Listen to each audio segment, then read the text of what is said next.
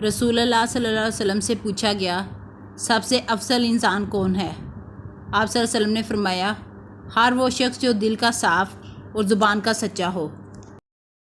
یاد رکھو اللہ کی مدد و نصرت صبر کے ساتھ ہی ہے، اور ہر تکلیف و مصیبت کے بعد کشادگی ہے، اور بلا شبہ ہر تنگی و مشکل کے بعد آسانی ہے۔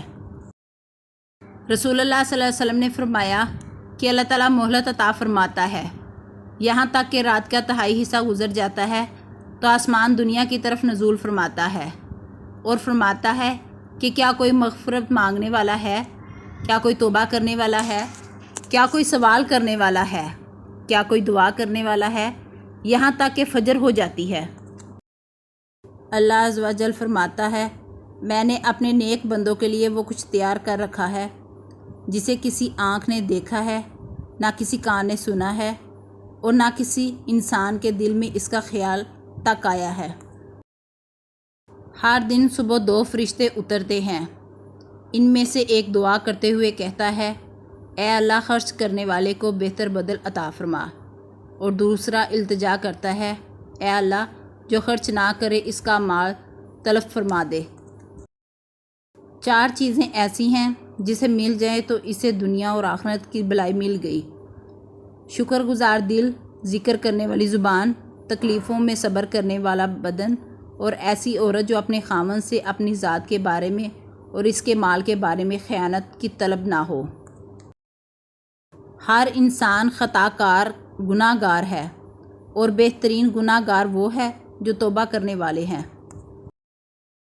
جو دوسرے کو نقصان پہنچائے اللہ اسے نقصان پہنچائے گا، اور جو دوسرے کو تکلیف دے اللہ تعالیٰ اسے تکلیف دے گا۔ جب کتا تم میں سے کسی کے برتن میں سے کچھ پی لے تو اس کو 7 مرتبہ دھو لو تو پاک ہو جائے گا۔ جس کے پاس بال ہوں تو اسے چاہیے کہ وہ انہیں اچھی طرح سنوار کے رکھے۔ آسانی پیدا کرو، تنگی نہ پیدا کرو، لوگوں کو تسلی دو، نفرت نہ دلاؤ۔ جو شخص دنیا میں دوگلا پن اختیار کرے گا تو قیامت کے دن اس کے منہ میں آگ کی 2 زبانیں ہوں گی۔ اگر تم وہ جان لیتے جو میں جانتا ہوں تو تم بہت کم ہنستے اور بہت زیادہ روتے۔ ہر کسی کے لیے دعا کیا کرو، کیا پتہ کسی کی قسمت تمہاری دعا کا انتظار کر رہی ہو۔ سلام میں پہل کرنے والا شخص اللہ کا سب سے زیادہ قریبی ہے۔ اپنے لیے خیر کی دعا مانگا کرو کیونکہ فرشتے تمہاری دعا پر آمین کہتے ہیں۔ 2 شخصوں کے درمیان صلح کروانا نفلی روزے، نفلی صدقے اور نفلی نماز سے زیادہ ثواب ہے۔ سب سے بڑھ کر سود یہ ہے کہ کسی مسلمان کو شرمندہ اور بے عزت کرنے کے لیے زبان درازی کی جائے۔ اگر تم اتنے گناہ کر لو کہ تمہارے گناہ آسمان تک بھی پہنچ جائیں مگر اس کے بعد تم توبہ کر لو تو اللہ تعالیٰ تمہاری توبہ قبول کر لیں گے۔